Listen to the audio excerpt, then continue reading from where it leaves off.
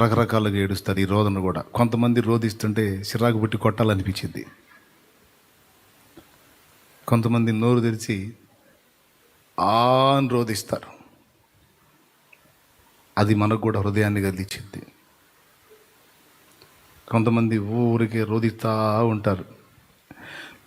పిల్లలు వాళ్ళు అడిగింది ఈగిపోతే ఈగపోగా మనం ఒక తన్ను తంతే అప్పుడు వాడు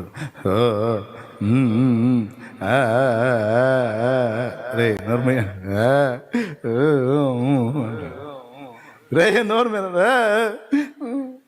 ఏడుస్తాడు కదా రోదన. వాడు రోదిచ్చాడండి మన వల్ల కాదు. కొంతమంది పిల్లలు ఉంటారు, కొంతమంది నన్నేమనుకోవద్దు ఆడవాళ్ళు కూడా ఉంటారు అటు రోదిచ్చేవాళ్ళు.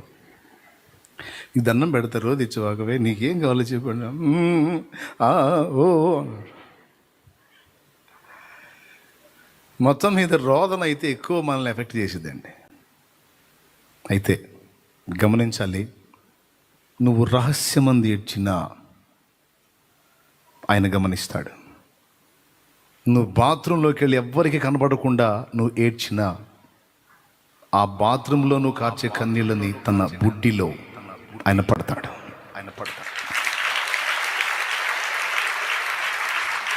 చాలా సీరియస్ నీ కన్నీళ్ళు ఆయనకి. హృదయం కదిలితేనే కళ్ళలో కన్నీళ్ళు వస్తాయి. నా బిడ్డ గుండె ఎంత బాధపడిందో, నా బిడ్డ ఎంత వేదన పడుతుందో ఈ సమస్యను బట్టి నా బిడ్డ కన్నీళ్ళు వస్తున్నాయి. కొంతమంది బయట కనబడరు, కొంతమంది రాత్రి వేళ పండుకొని దుప్పట్లో ఏడ్చుకుంటూ ఉంటారు. కొంతమంది దిండులో ముఖం పెట్టేస్తారు. ఎవరికి కనపడకుండా సాష్టాంగ పడి బెడ్ మీద పడి దిండులో ముఖం పెట్టి ఆ దిండు తడిచిందాక ఏడుస్తూ ఉంటారు. గుండెలో బాధ చెప్పుకోలేరు, ఎవరికి చెప్పుకోలేరు. ఓదార్చే వాళ్ళు ఉండరు, ఆదరించే వాళ్ళు ఉండరు, ధైర్యపరిచే వాళ్ళు ఉండరు. సమస్యలు చుట్టుముట్టి ఏ విధమైన ఆదరణ లేక కుమిలి కుమిలి కుమిలి కుమిలి సప్పుడు బయటికి వినపడకుండా ఎవరికి అర్థం కాకుండా ఆ దిండులో ముఖం పెట్టేసి ఏడ్చి తర్వాత అక్కడే కళ్ళు దుడ్చేసుకుని మౌనంగా లేచి వచ్చేస్తారు. ఆ ఏడుపును కూడా ఆయన కనిపెడుతున్నాడు. దేవుని బలహీనతలు కొన్ని ఉన్నాయి. ఆయన అబద్ధం ఆడలేడు, అది ఆయన బలహీనత. ఆయన మోసం చేయలేడు, అక్కడ దేవుడు వీకు. ఆయన వంచన చేయలేడు, పాప చేత కదా ఆయనకి, అక్కడ దేవుడు వీకు. అంతేకాదు కన్నీళ్లు చూసి దాటిపోలేడు, అది ఆయన బలహీనత. యాకోబు ఎక్కడా, దేవుడు ఎక్కడా? ఒక్క తన్ను తంతే ఏడుంటాడు యాకోబు? కానీ ఏమంటాడు యాకోబు? తెల్లవారుచున్నది గనక నన్ను పోనిమ్ము అంటాడు. తెల్లవారుచున్నది గనక నన్ను పోనిమ్ము. ఏందయ్యా ఆయన నిన్ను పోనిచ్చేది? ఒక్క తోపు దోస్తే ఏడను ఏడాపుతాడు నిన్ను? పోడే. చివరికి తొడగూటి మీద కొట్టి పడేసి వెళ్తా ఉంటే అయ్యా అన్నాడు ఏడుస్తా. కాళ్ళు కదిలినాయా? ముందుకి కాళ్ళు కదిలినాయా? కన్న బిడ్డల ఏడుపు చూస్తే ఏ తల్లిదండ్రికైనా దాటిపోలేరు. చిన్నప్పుడు నీ బిడ్డల గురించి కొంచెం ఆలోచించు. నువ్వు వాళ్ళు ఏడిస్తే దాటి వెళ్ళావా నువ్వు? ఒక్కోసారి మనకి ఇప్పుడు మా అమ్మ మా నాన్న అప్పుడప్పుడు సినిమాకి వెళ్తారు. పిల్లలం కదా, మాకు చూడాలని ఉంటుంది. మావాడేమో ఏడుస్తా వెంట పడతాడు. వీలైతే తీసుకెళ్తారు, లేకపోతే తంతారు, తన్ని వెనక్కి నెట్టేస్తారు. నిలబడి మావాడు నేను ఇద్దరం ఏడుస్తూ వాళ్ళకి వెళ్ళి దీనంగా చూస్తూ ఉంటే ఆ మూల మీదకి పోయి, ఆ బజారు మలుపు మీదకి పోయి మా అమ్మ మా నాన్నతో అంటది, వాళ్ళు ఏడుస్తున్నారు అంటది. అడవనే అంటాడు ఆయన. కాదులే నేను నిలబడితే కనిపోయి తీసుకురా అంటది. అమ్మ మనసు అక్కడే నిలబడి, రోడ్డు మీద నిలబడి మేము ఏడుస్తా దీనంగా వాళ్ళు వెళ్తూ ఉంటే మా నాన్న వెనక్కి చూడ్డావు, చూస్తే మేము పరిగెత్తామని తెలుసు చూడ్డావు, అలా ముందుకు వెళ్తాండి. మా అమ్మ మా కోడ్ ఏంటంటే, మా అమ్మ బుక్ అయిందంటే అని గుర్తు ఏంటంటే వెనక్కి చూసిద్ది. వెనక్కి చూడకుండా వెళితేనేమో తీర్మానం గట్టిగానే ఉంది, ఇక మనకి అవకాశం లేదని ఆ మూల మలుపు దాకా చూస్తాం. ఈ మధ్యలో ఒక్కసారి వెనక్కి చూసిందనుకో అవుట్, అమ్మ హృదయం మెత్తబడ్డట్టే. అప్పుడు ఇంకొంచెం పెద్దగా సౌండ్ వినపడేటట్టు ఏడుస్తాం. మీరు కూడా చేసి ఉంటారు కదా చిన్నప్పుడు, చేయలేదు? చేస్తే చేతులు ఎత్తి నేను కూడా చేశాను. తన్నులు తిన్నారా సినిమా కోసం? ఏముందో ఏమో అందులో, ఈ బగలు కొట్టించుకున్నాం దానికోసం.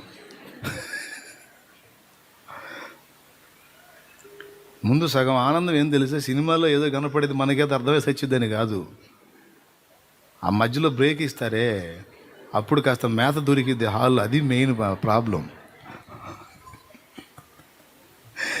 అది అసలు మెయిన్ ఆశ. దేవునికి స్తోత్రం కలుగును గాక. హల్లెలూయా. మన రోదన ధ్వని వినబడిందంటే అడుగు గదల్. అక్కడ ఒక మాతృమూర్తికే అంత మమత ఉంటే, అమ్మకే అంత ప్రేమ ఉంటే, ఇక అమ్మకన్నా మించినోడు ఆయన. అమ్మను మించిన ప్రేమ నాదన్నాడు. ఎట్లా దాటిపోతాడండి? అందుకే తన బలహీనత యొక్క రహస్యము మన ముందు ఆయనే ఓపెన్ చేసేసాడండి. ఆ రోదనము చేసేది అసలు ఒక విద్యగా ప్రతిపాదించేశాడు దేవుడు. నన్ను నన్ను నన్ను నన్ను మీరు కట్టడి చేయాలంటే, నా పాదాలు ముందు కదలకుండా ఆపాలంటే, ఆ రహస్యం ఏందో కూడా నేనే చెప్తున్నా. మీరు ఏడిస్తే నేను దాటిపోలేనన్నాడు. మీరు రోధిస్తే నా వల్ల కాదు అనేసాడు. దొరికాడు అక్కడ. ఇదా నీ బలహీనత? యేసయ్యా నాకు తెలియదు, నేను ఏడుస్తా, నువ్వు ఏడవకురా, నీకు దండం పెడతా, చెప్పు నీకేం కావాలి. చూడదు. శరీరధారి అయిన దినములలో మహారోదనముతోనూ కన్నీళ్లతోనూ తన మరణము నుండి రక్షింపగలవానికి ప్రార్థనలను యాచనలను సమర్పించి భయభక్తులు కలిగి ఉన్నందున ఆయన అంగీకరింపబడిన. అద్దుగో రోదన రోదన రోదన, మహారోదనమాట. మామూలు రోదన వేరు, మహారోదన వేరు. ఈ రోదనము విద్య అన్నాడు. ఎక్కడన్నాడు? ఏడో చోట అన్నాడా? చూడండి ఎక్కడ రోదన విద్యను గురించి మాట్లాడాడో చూడండి.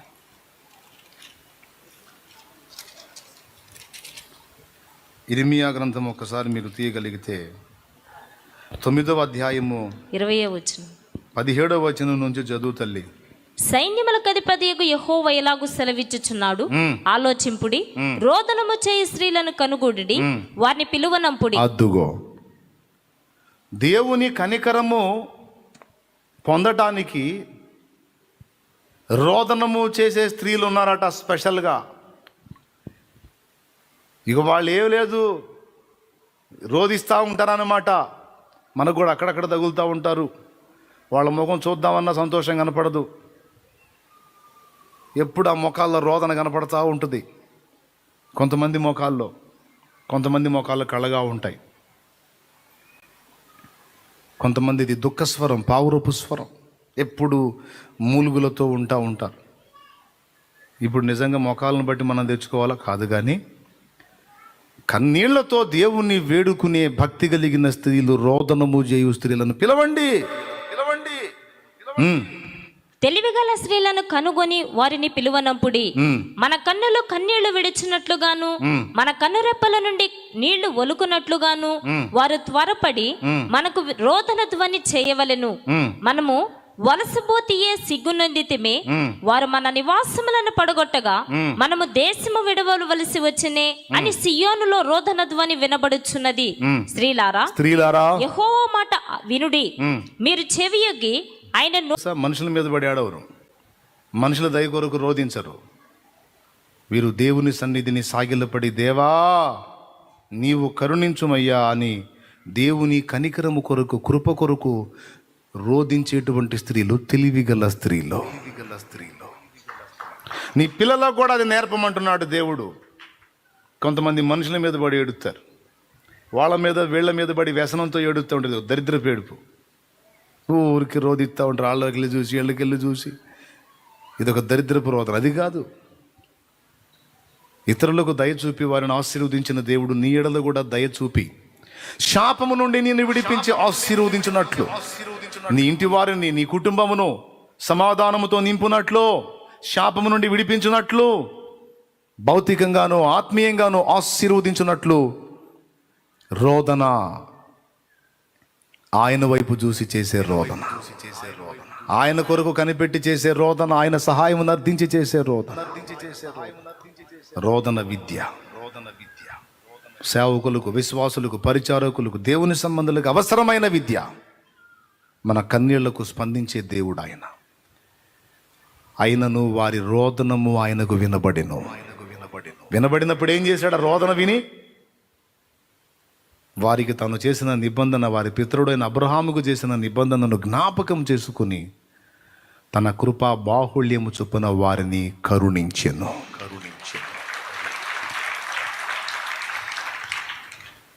ఒకప్పుడు కన్నీటి ప్రార్థన ఉంది నీకు. సేవకుడా, సేవకురాలా, విశ్వాసి, పరిచారకుడా, పరిచారకురాలా, ఒకప్పుడు దేవుని ముందు నీ హృదయం కదిలి కన్నీరు విడిచి ప్రార్థించిందాక తృప్తి కలిగేది కాదు. అలాంటి అనుభూతి కలిగిందాక రోధించి ప్రార్థించి తృప్తిగా లేచి వచ్చేదాన్ని వచ్చేవాడి నువ్వు. కన్నీటి ప్రార్థన. ఈరోజు నీ కళ్ళు ఎండిపోయాయి, హృదయం కఠినపరచబడింది, కన్నీళ్ళు రావట్లా.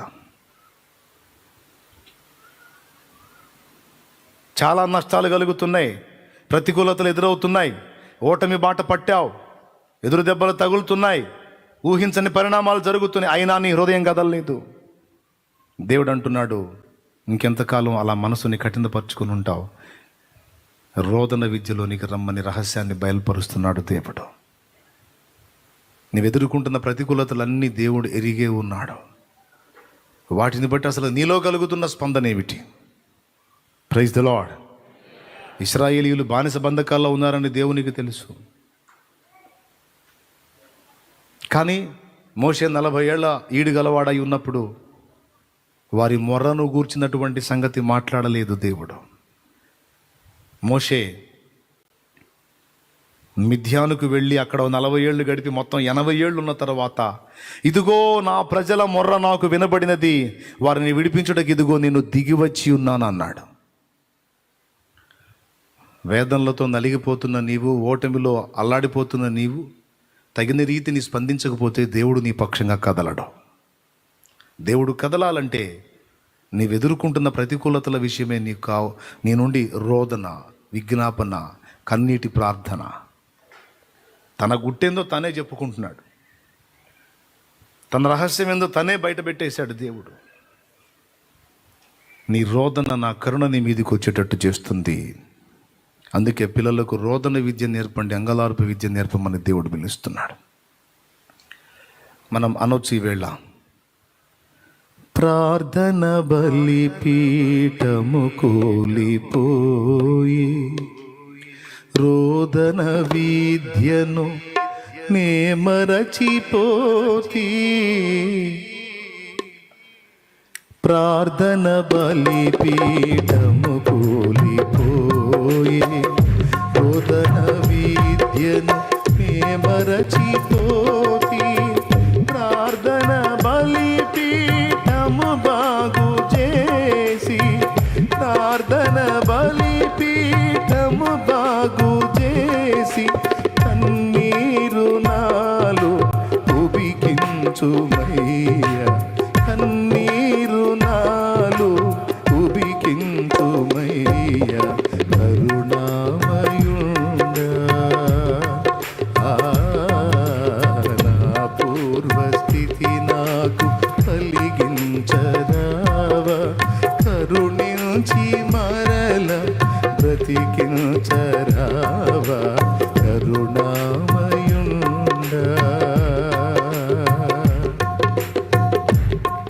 ఏమంటున్నాడు?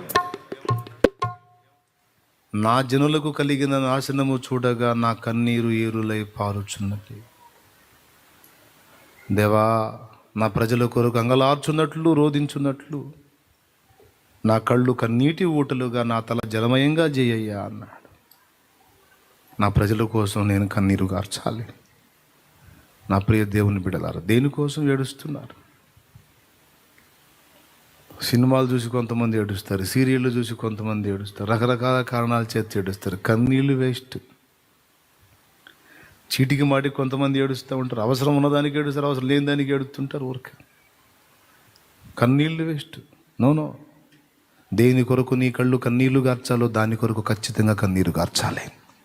అనవసరమైన వాటిని కూర్చి నీవు ఏడవాల్సిన అవసరం లేదు. మనకిష్టమైన వ్యక్తుల్ని మనం కోల్పోయినప్పుడు ఏడుస్తూ ఉంటాం. ప్రభు అంటున్నాడు, చనిపోయిన వారిని కూర్చి నీవు ఏడవవద్దు. వారు నా దగ్గర భద్రంగా ఉన్నారు. సమయం వచ్చినప్పుడు వారిని నీకు అందిస్తాను. ఇక వారు నీవు ఎప్పటికీ నా దగ్గర ఉంటారు. ప్రస్తుతం కొంతకాలం ఎడబాటు శాశ్వతమని భ్రమపడి రోధించొద్దు, ఏడవద్దు. దాని గురించి నీ కన్నీళ్లు వేస్ట్ చేయొద్దు. అడుగుతాడు, ఎందుకు ఏడుస్తున్నావు అని అడుగుతాడు.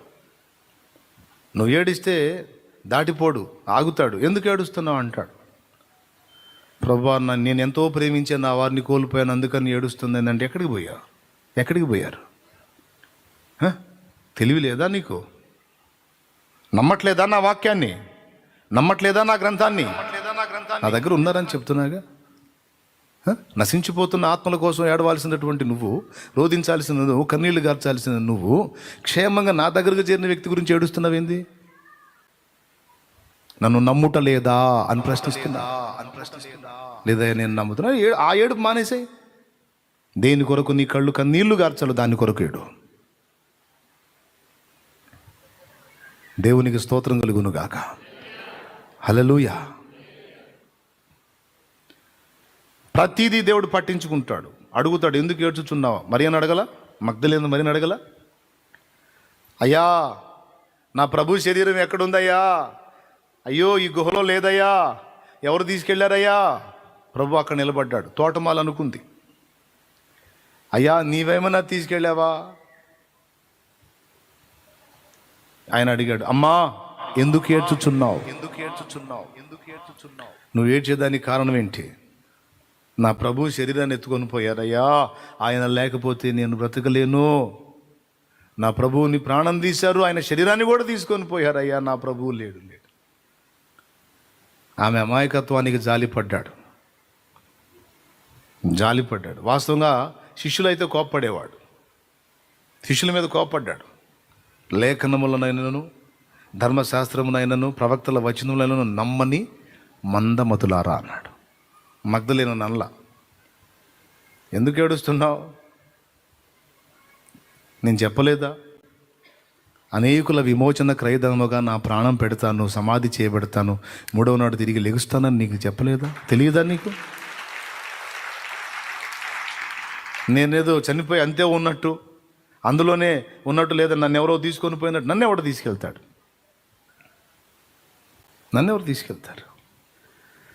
ప్రాణం పెట్టడానికి నాకు అధికారం కలదు, తిరిగి దాన్ని తీసుకోవడానికి కూడా నాకు అధికారం కలదు. నేను ప్రభు కోసం ఏడుస్తున్నానంటే అర్థం లేదు దానిలో. యెరూషలేము కుమార్తెలారా, నా కోసం ఏడవవద్దు, మీకోసం, మీ పిల్లల కోసం ఏడవమన్నాడు. నీ కన్నీటికి కారణం అడుగుతాడు. ఎందుకు ఏడుస్తున్నావు? అప్పులు ప్రభువా, అప్పులు తట్టుకోలేకపోతున్నాను. ఏడవద్దు, నేను తీసేస్తాను. భూమి మీద నీ ప్రయాణానికి ఆటంకంగా ఉన్న వాటిని గురించి నువ్వు కన్నీరు గార్చవచ్చు, తప్పు పట్టడు. అవసరమైతే తీసేస్తాడు ఆ సమస్యల్ని. హల్లెలూయా. నువ్వెందుకు ఏడుస్తున్నావు? దేవుని మందిరంలోకి వెళ్ళి ఆ బండల మీద పడి ఒక బండను పట్టుకొని ఏడ్చేవాడిని. నా కళ్ళు కన్నీళ్ళు ఆ బండ మీద ఉండే. ప్రభు ప్రశ్న, ఎందుకు ఏడుస్తున్నావు? ఈ బండ వల్ల నన్ను ఎందుకు చేయలేదు నువ్వు? ఎందుకు? నాకు నీ సన్నిధిలో ఎప్పుడూ ఉండాలని ఆశ. మరి పొట్ట కోసం, నా వారి పొట్ట కోసం నేను ఆ ఊరు ఈ ఊరు ఆ ప్రాంతాలకు సంచరించాల్సి వచ్చింది. సన్నిధికి దూరం అయిపోవాల్సి వస్తుంది. ఏ ప్రాంతాన్ని పోతే ఆ ప్రాంతంలో ఎక్కడ ఉంటే అక్కడ నీ సన్నిధి ఎక్కడుందో వెతుక్కోవాల్సి వస్తుంది. ఒక చోట దొరకట్లేదు. ఎంతకాలం నాకు ఈ పరిస్థితి ప్రభు, నీ సన్నిధిని వదిలి ఉండలేను, నాకు నీ సన్నిధి కావాలి, ఇదేనా నీ ఆశ? అవును ప్రభా, ఇదే. అట్లయితే నీ హృదయ వాంఛ తీర్చబడును గాక.